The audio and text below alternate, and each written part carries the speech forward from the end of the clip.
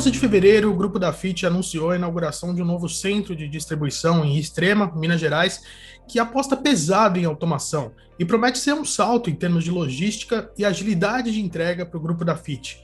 Para falar sobre esse centro, que agora é o maior centro de distribuição de modo online da América Latina, eu estou aqui com o André Pisa, que é CTO do grupo da Fiat. André, obrigado por estar aqui com a gente. Mas o prazer é todo meu, tá? De estar aqui, contribuir. Vou nessa. Joia. Bom, André, queria começar então com uma pergunta que é meio que dois em um. Um projeto como o Leap, ele não nasce da noite para o dia, ele exige muito foco, muita estratégia, muito investimento, né? Então eu queria saber primeiro como foi esse processo, quando que esse centro começou a ser planejado e desenvolvido. E em segundo ponto, eu queria uma nota mais pessoal sua, né? Porque você assumiu a posição de CTO do grupo da Fiat em outubro do ano passado, né? Então imagino que já entrou no meio desse processo. Como que foi isso para você? O Leap, de fato, é um projeto grandioso, né? Nenhum projeto dessa magnitude é feito do dia para a noite. A gente iniciou o projeto em 2018, então são 2 anos no mínimo, aí, de projeto, entre construção, implantação e tudo mais. E, enfim, assim, foram muitos estudos, desde pesquisa de fornecedores, a localização, como que a gente faria as integrações entre os diversos sistemas, e de fato a execução de tudo isso leva tempo, maturidade, teste, avaliação de performance, para a gente ver como que os impactos acontecem ao longo de todo o processo de pedidos e da cadeia do e-commerce. Então, de fato, é um projeto que requer um tempo de maturação muito grande. Eu entrei em outubro, já na nossa fase aqui Black Friday, né? Então foi uma fase, já estava bastante corrida, a empresa estava a 1000 e eu cheguei aqui, tive que embarcar dentro dessa mesma velocidade e acompanhar. E a parte específica do Leap foi bem legal, porque quando eu cheguei, a gente estava já se preparando para Black Friday, fazendo testes bem agressivos com relação ao desempenho e volume, e eu aprendi muito, na verdade. Eu acho que a Black Friday, para mim, foi uma escola. Eu aprendi demais, eu aprendi quais eram os pontos que a gente precisava ter atenção para que a operação ocorresse como ela deveria ocorrer, quais eram os pontos de crescimento, os pontos de integração mais críticos. E, obviamente, a gente tem um time aqui que eu cheguei em outubro, mas o time não chegou em outubro, né? O time está aqui desde o início do projeto, que conhece bastante a solução, e eles puderam, enfim, dar todo esse suporte e me abordar na solução também, né? O que eu agradeço muito, porque foi um grande aprendizado para mim. Certo. Eu quero falar sobre o Leap, mas antes, só dar mais um passo atrás, uma coisa que ocorreu também no ano passado, né, logo com a sua chegada, foi a consolidação dos times de tecnologia e produtos do grupo da Fiat, né?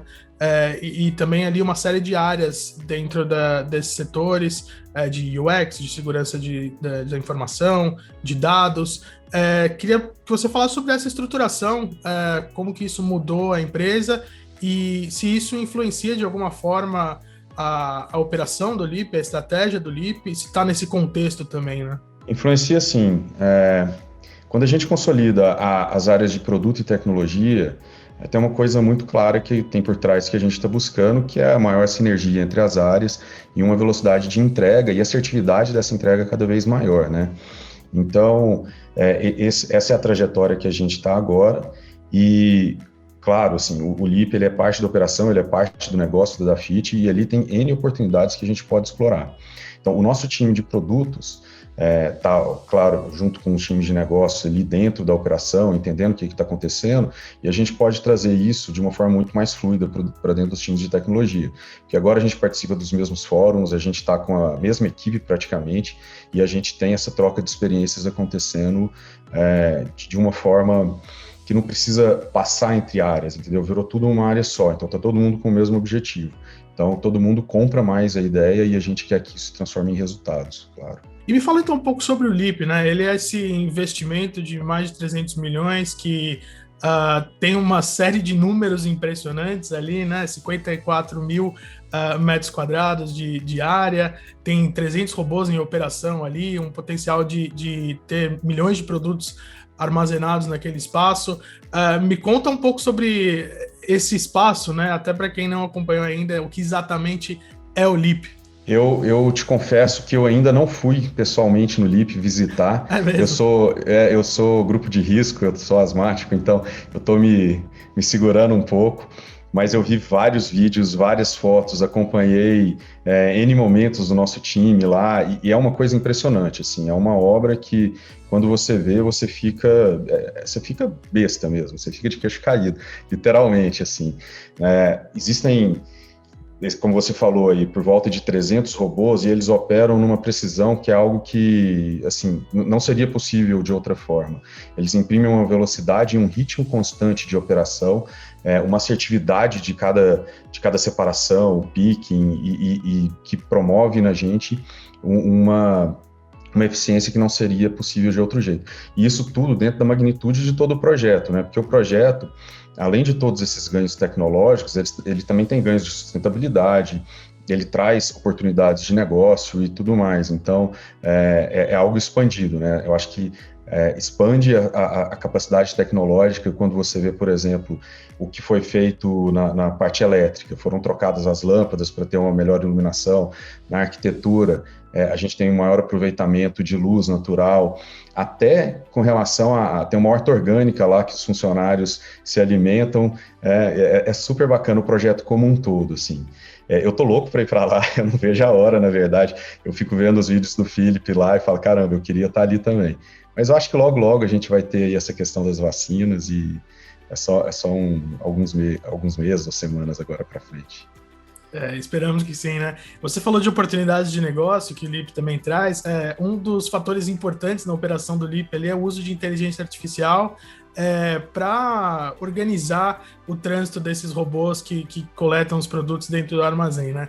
Eu queria saber se isso, de alguma forma, retroalimenta a estratégia de dados de vocês. Você já tem muitas informações que vêm do e-commerce, só que agora a operação desse centro automatizado, ele também vira um ativo de dados para a empresa de alguma forma? Que tipos de oportunidades de negócio isso gera para a companhia? Não, sem dúvidas. A Dafit ela é conhecida por ter uma estratégia de dados muito forte.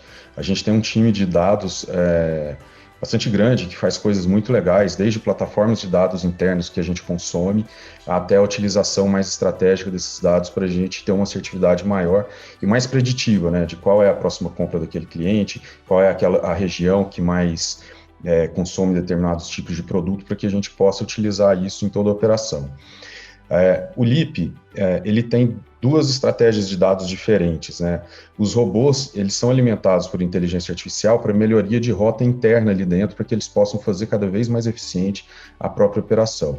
E isso, de certa forma, porque a gente tem a integração de todos esses pacotes que estão ali dentro com os nossos sistemas de logística, de pagamentos e tudo mais. Então, a gente consegue identificar e fazer uma troca muito rica ali de informação, de quais são as regiões, de quais são as formas de pagamento, de quais são questões demográficas, questões de preferências pessoais, e a gente com certeza consegue trazer isso e ter a certeza que aquele produto foi entregue, que aquele produto foi despachado ao longo de todo o ciclo de compra, dá para a gente mais informações para que a gente possa ser mais assertivo e retroalimentar esses algoritmos que eu te falei no início da pergunta. Então, sem dúvida, existe essa troca. A inteligência artificial ela atua em dois momentos diferentes, cada um com as suas especificidades, mas a gente consegue ter uma visão estratégica de como tudo isso acontece dentro da cadeia. Legal. E ele é agora a maior solução, a maior implementação de AutoStore do mundo, né? Só que pelo que eu entendi foi um processo até você chegarem nessa solução. E envolveu muita gente, envolveu desde equipe de arquitetura até parte jurídica, é um processo complexo para um investimento desse, né? Me conta um pouco mais dessa busca, quando que vocês chegaram nessa solução e o que vocês consideraram, além disso, que acabou sendo descartado no processo. A gente, o processo, como eu te contei em alguma das perguntas aqui anteriores, né, a gente fez uma fase de avaliação de fornecedores muito grande, assim, e a AutoStore, ela foi integrada por uma empresa chamada Bastion, que é um parceiro nosso, e a busca por esse parceiro foi feita principalmente pela flexibilidade da solução que ele tinha, que conseguia se adequar aos nossos casos de uso, né, vamos dizer assim, dentre todas essas partes que você acabou citando. Qual era a melhor topologia para que os robôs funcionassem, qual era a maior flexibilidade, eu posso ter, por exemplo, entregas express, com essa solução, eu posso customizar alguns parâmetros diferentes para que eu tenha nichos diferentes de entrega e formas diferentes de atender públicos em segmentações diferentes, sem, obviamente, sair das nossas questões jurídicas, trabalhistas, melhor eficiência de energia, sustentabilidade e tudo mais. E com a inauguração do LIP, agora vocês, na verdade, passam de 5 centros de distribuição para 4 centros, né? Vai ter uma redução, um deles lá em Extrema, que vai deixar de ser usado, outro aqui na Grande São Paulo. Como que foi a matemática aí? Como que os ganhos do LIP se comparam com os espaços que vão deixar de ser usados agora? Em termos de eficiência, o LIP é uma automação impressionante, né? Então, assim, ele substitui com, vamos dizer assim, com louvor, né? A questão de eficiência, o uso do espaço. A gente consegue concentrar o espaço no LIP numa área muito menor do que era utilizada nos outros centros de distribuição. Então, com isso, a gente, obviamente, com o que a gente acabou de falar, a inteligência artificial que a gente usa na automação dos robôs, a utilização desses dados, a integração com sistemas internos, isso dá para a gente uma eficiência maior do que com todos os centros somados. Certo. E assim, hoje no LIP a gente tem uma capacidade de 3 milhões e meio de produtos, mais de 5 mil pickings por dia, e a gente ainda não está usando todo esse potencial, entendeu? Então, mesmo diminuindo o número de centros de distribuição, a gente ainda tem uma capacidade de crescimento muito grande dentro do LIP. Certo. E de todos esses números impressionantes, tem algum que te impactou mais, que vai ser um impacto do LIP para a empresa, em termos de ganhos de tempo na hora de efetivar um pedido, ou em ganhos de eficiência, alguma coisa que chamou mais a sua atenção em todo esse processo? Para mim, eu acho que é a KPI geral, né? A produção final que a gente consegue com o LIP ali, enfim, desses números que a gente acabou de falar, para mim é algo impressionante, é algo que a gente não conseguiria fazer com uma solução de automação tradicional. Os ganhos que a gente tem ali são absurdos, e isso para mim mostra que a gente está realmente dando um passo para um futuro que antes a gente não conseguiria chegar. E, André, falando desses ganhos absurdos, como eu falei, foi um investimento de mais de 300 milhões de reais, né? Qual que é a expectativa de retorno de vocês para esse investimento? Vocês acham que vocês vão conseguir começar a ver o LIP brilhar em termos de investimento e de retorno em quanto tempo? Quando a gente fala de retorno, a gente está falando de diversas KPIs, né? Não só a financeira. O LIP possibilita para a gente negócios que antes a gente não poderia fazer. Então é muito difícil te falar, porque essa janela de oportunidade a gente não tinha sem o LIP. E tem a questão da presença de mercado e tudo mais. É óbvio que o investimento ele foi construído para ser um investimento de longo prazo, não é um investimento de curto prazo, e a gente espera ter os retornos aí ao longo dos próximos anos. Mas mais do que isso, assim, o que eu gostaria de enfatizar é a capacidade criativa que ele dá para a gente de oferecer serviços logísticos que antes a gente não poderia. E isso, para mim, já é o retorno que a gente precisa ter para o momento. Certo. E para finalizar, André, eu queria te perguntar, vocês tiveram esse grande investimento em automação agora, você mesmo falou que o LIP ainda não está na capacidade máxima dele, né, só começando essa operação. Queria saber o que vem aí pela frente para o grupo da FIT, se a automação é um investimento que vocês pretendem continuar no futuro, ou se agora que esse grande investimento já foi finalizado, de certa forma, está em operação, vocês voltam a atenção de vocês para outras áreas de negócio, outros potenciais negócios e outros investimentos. A Dafit é um grupo muito grande, né, já bastante consolidado aí, a gente tem todas as áreas de investimento são importantes. Quando a gente fala em termos de cultura, o que nós estamos tentando imprimir aqui dentro do grupo de tecnologia, sem dúvida nenhuma, é uma cultura de automação.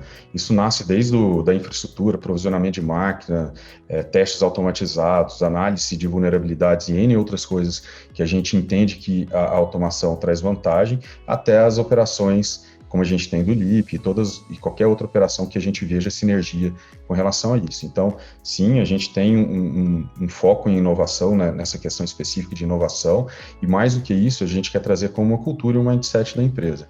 Toda atividade manual que é passível de ser automatizada, a gente tem hoje um ranking, né, obviamente, de qual é o melhor retorno, e a gente tem uma vontade aí muito grande de que esses investimentos aconteçam nos próximos meses, em alguns casos. A automação vai continuar, então.